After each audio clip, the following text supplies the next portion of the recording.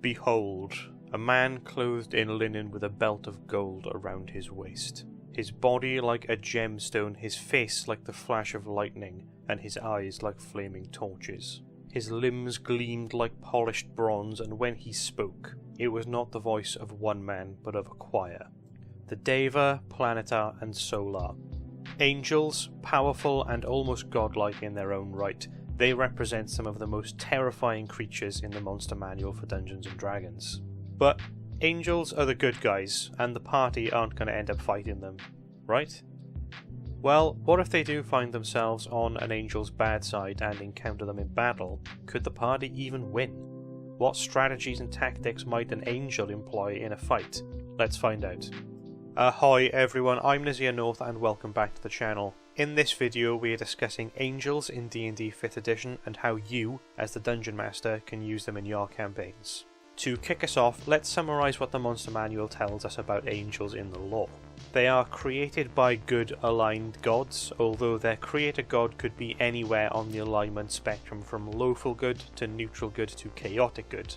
Angels themselves are almost always lawful good, as they will follow their god's commands to the letter. Although angels are incredibly wise, they aren't completely infallible. They do have some flaws, like pride and a superiority complex. They don't believe their mission is more important than whatever your goals are. They know it to be true to the core of their being. Their mission is their literal purpose for existence. And when it comes to superiority, they don't just think they're better than everyone else. They know they are, as an actual divinely superior being to the mortals that surround them. This can lead to errors in judgment, which can set an angel potentially on the path to evil, so angels can fall and change their alignment. Zariel, Lord of the first layer of the Nine Hells, is a prime example of this. And last point here, mortals view angels as either beacons of hope or potentially omens of doom and destruction, but either way as heralds of change. So, why is all of this information important about their alignments and motivations? It's because that's the information we need in order to be able to weave angels into an encounter for your party. If you're running an evil aligned game, then it's pretty easy. A good aligned angel comes along to try and set them straight or end their evil antics. But, and this is why we probably don't see angels used often in combat in D&D, most adventuring parties are going to be good aligned or at least neutral, so there's not often much of a reason for them to come into conflict with an angel. Taking this forward, assuming you've got a good or neutral party, I can see two broad types of scenarios you could use for angels. Number 1, an angel is given a broadly good mission as interpreted and commanded by their god, but it conflicts with the goals of the party. Let's say the angel's mission is to kill a group of Lolth worshipping drow, but the party actually need to speak to somebody in that group of drow about a quest they're doing. The angel is unlikely to put their holy mission on a hold just so the party can extract some information from a drow.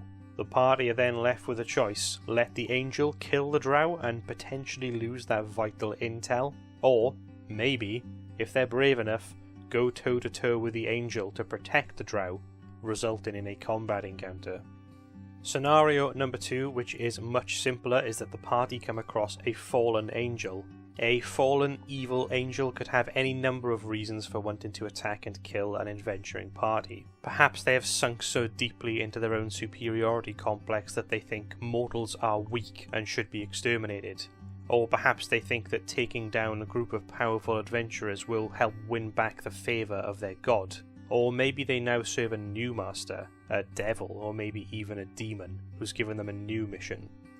Have a think about why an angel would cross paths with the party and what kind of conflict could pit them against each other. Let me know in the comments what you come up with, and if you have had a combat encounter with angels before, what caused it and how did it go?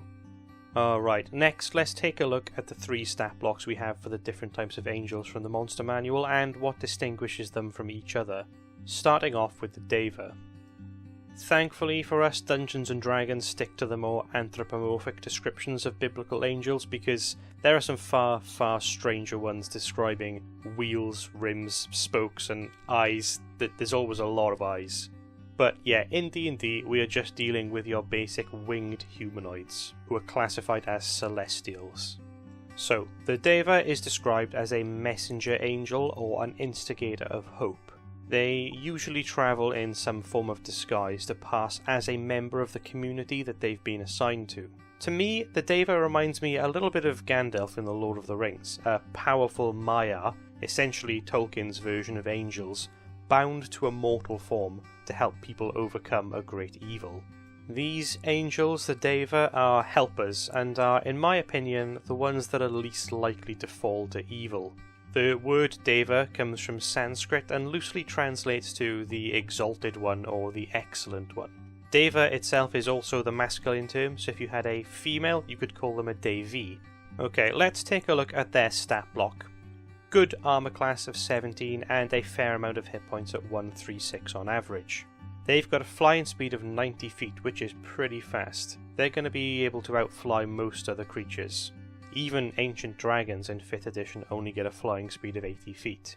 They have great ability scores across the board with 20s in both wisdom and charisma, along with proficiency in both of those saving throws as well. Then we've got proficiency with perception and the insight skills, which makes sense given their role as infiltrators. They're resistant to non-magical weapon damage along with radiant damage, which makes a lot of sense for angels, plus they've got immunity to the charmed, frightened and exhausted conditions. They also have magic resistance, so advantage on saving throws against spells, very useful. They've got dark vision and a passive perception of 19, so not much is escaping their gaze. They also know all languages and have telepathy, so communication is never going to be a barrier for them. Already at this point we're looking at a really strong creature. The only potential weakness I draw attention to at this point is a relatively low hit point pool for a challenge rating 10 creature, which a smart party who know what they're up against with some ways of overcoming those damage resistances could chew through in just a couple of rounds. On to features and traits. The Deva's weapon attacks deal extra radiant damage, and it has a few spells. Detect evil and good, which isn't going to help it at all really in combat, particularly against a party of humanoid adventurers. Commune, which is a little strange to see here, and all the angels have this one on their stat block. I just feel like if you were a god and you made an angel from your own actual astral essence, which is how it's described in the book, you would want to make sure that you had an open channel of communication with them. You must have given them an important mission to send them out into the universe. It just doesn't seem quite right that you would give them a once-a-day walkie-talkie that can only ask yes or no questions. But anyway, Commune, no real use in combat. And the last spell here is Raise Dead. This is powerful resurrection magic that is normally quite expensive, 500 gold pop, and the Deva can use it once a day for free. It's no wonder they move amongst people in disguise, as otherwise there would be crowds of people begging the Deva to help revive their deceased loved ones. The Deva's actions are fairly simple. It can make 2 mace attacks, which get that extra bit of radiant damage.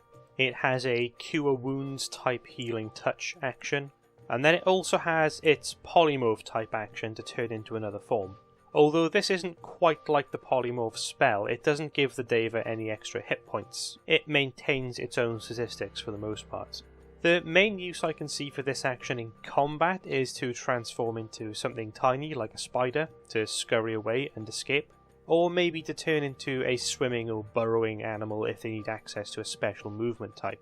And remember, that angelic weapons trait that applies the extra radiant damage applies to any weapon attack they make. So even transformed as, say, a wolf, their bite attack is still technically a melee weapon attack, so that bite is still going to get that extra radiant damage.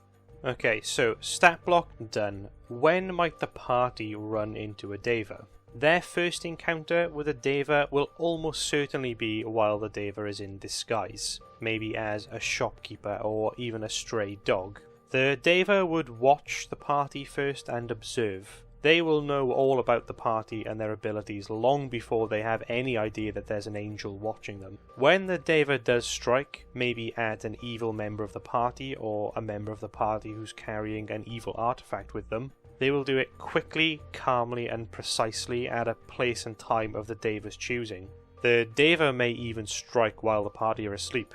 waiting till they are worn out from the day, low on spell slots and other abilities, when the fighter or paladin has taken off their armour to rest. In terms of why the Deva may attack, well, we could actually link this back to the commune spell. If the Deva can only ask yes or no questions, it's pretty plausible it could misinterpret an order from its god, and it's now carrying out what it believes it's been asked to do. Honestly, I really wish the players in one of my current campaigns were a bit of a higher level, because the more I get into this, the more I really want to use angels in an encounter again. Just imagine that lawful good cleric's response when they're awoken in the middle of the night by a silver-skinned angel smacking them in the head with a massive golden mace. And the cleric and the Deva may even serve the same god. The Deva has just got its wires crossed, or maybe misinterpreted a message, or even just taken their mission a bit too far into the extreme and become overzealous in carrying out the commands of their god to the exact word. Alright, let's take a look at the Planetar next. As far as I can tell, the Planetar is a purely original creation and name for Dungeons & Dragons. The only other reference I could find to a Planetar online is it being used as another name for an actual astronomical object called a brown dwarf, which is somewhere between a very large gas giant and a very small star. Anyway, looking at the Monster Manual entry for the Planetar, we learn that they are very different to the Deva. While we'd expect the Deva to generally be quite calm, calculating, peaceful, and maybe even friendly, the Planetars are soldiers. They are the tools of the gods, the hammers and swords used to enact the gods' wills on the universe. Though generally still considered to be good, they are violent by nature, with their missions almost always likely to be to kill or destroy something. The entry even reads that Planetars are especially fond of battling fiends. They aren't just created as divine weapons, they actually enjoy hurting and killing other creatures. Albeit they are fiends, but it sets a precedent for their future behaviour. It's already quite easy to see how a Planetar could gain a certain bloodlust over time, and maybe just go completely rogue with its only remaining desire to be pure slaughter, that drive and lust for battle. We equally know that angels are prone to pride, so perhaps Planetars seek out particularly powerful foes looking for a real challenge and a fair fight. This could even be something that leads them towards a high-level adventuring party. You could even have a fallen Planetar that actually wants to die to make up for their past sins, and they are out seeking tirelessly an opponent who may actually be strong enough to do the job to finish them off. This actually reminds me a little bit of Orcish culture in the Elder Scrolls games. The Elders do whatever they can to die in battle, rather than to die in their beds of disease or old age. Overall, of each of the angel types we're going to be looking at in this video, I think the Planetars are the ones that are most likely to view mortals with disdain, probably caring very little about any mortals killed as collateral damage while they carry out their godly mission. I imagine Planetars as having a very dispassionate view of mortals, looking at them more like insects. Okay, enough speculation, let's have a look at the Planetar stat block. The first thing that we notice, unlike the Deva, is that the Planetars are large in size and they don't have any kind of shape-shifting ability. So there is one weakness there already, narrow doorways. Seriously though, that is a real weakness in D&D. Imagine a Planetar trying to deal with a den of kobolds where every tunnel and passageway is built specifically only to allow small creatures to squeeze through. Even just fighting in a normal human-sized corridor or room is going to be difficult for them, especially when considering their massive wingspan and huge greatsword that they're trying to swing around. Next, the Planetar has a significant AC and hit point boost up from the Deva, which we would expect as the Planetar is a whopping 16 challenge rating. It is also a little faster on foot than the Deva with 40 feet of movement speed and 120 feet of flying speed. It has superhuman stats across the board, most of them above 20, with proficiency in Constitution, Wisdom and Charisma saving throws. All three of those are really useful save types to have. It's got proficiency in Perception with a passive perception of 21. It's got the same resistances and immunities as the Deva, all languages and telepathy, but it also has True Sight, a really useful sense to have.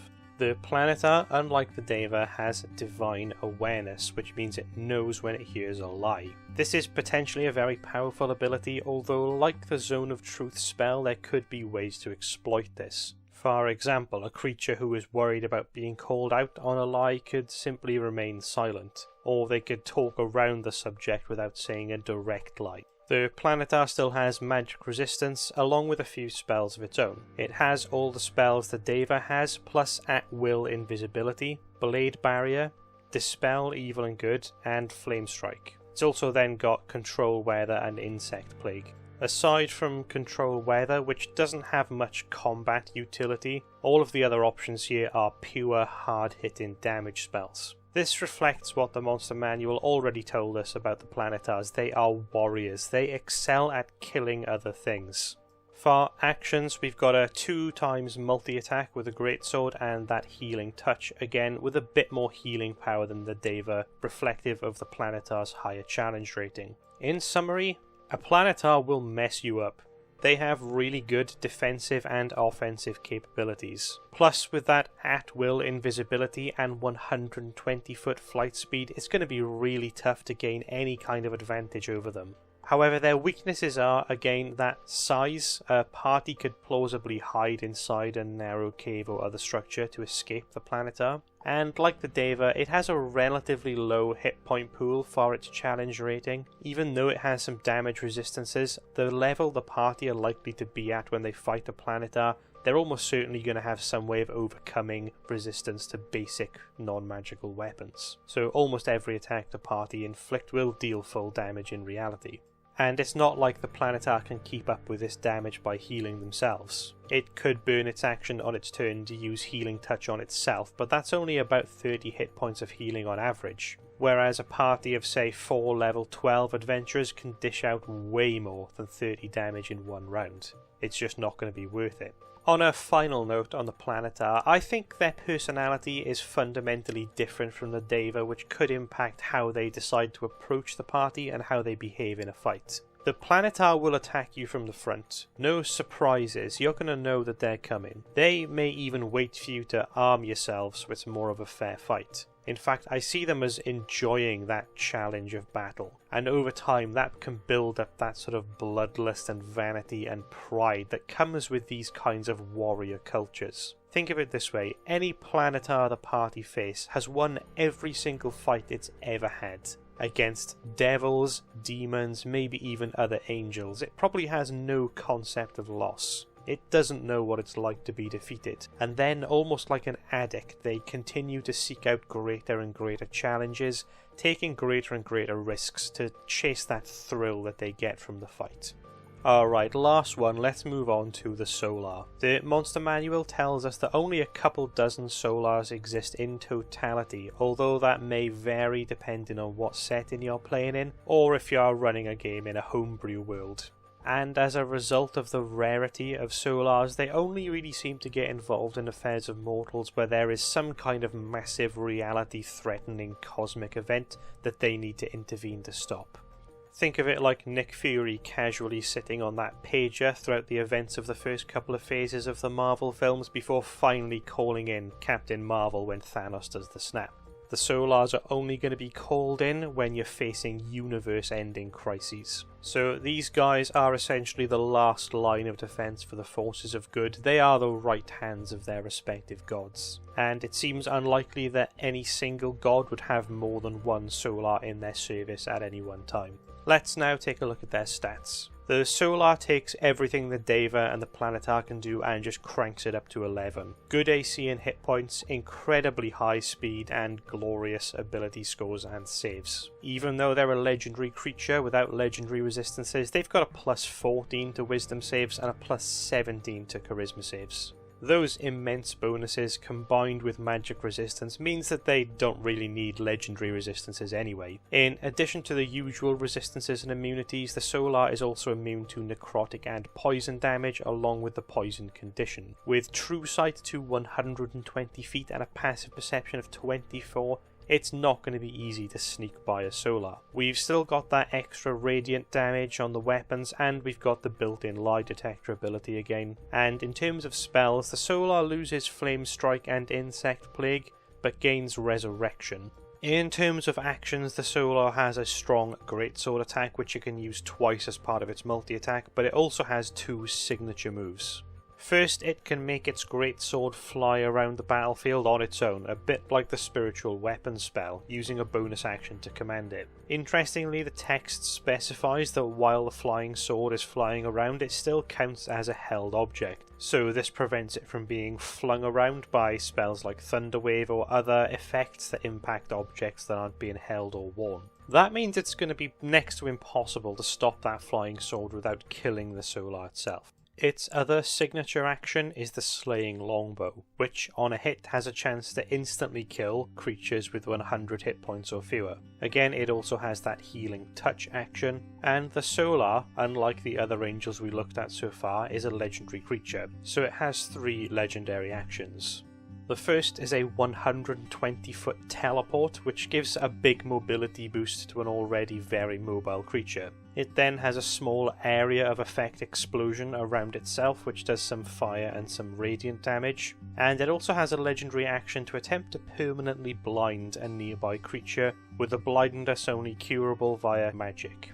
Of these legendary actions, I actually think the teleport is probably the most useful move there. The Solar can use that to avoid opportunity attacks and to take advantage of its mobility by just teleporting straight up 120 feet into the air.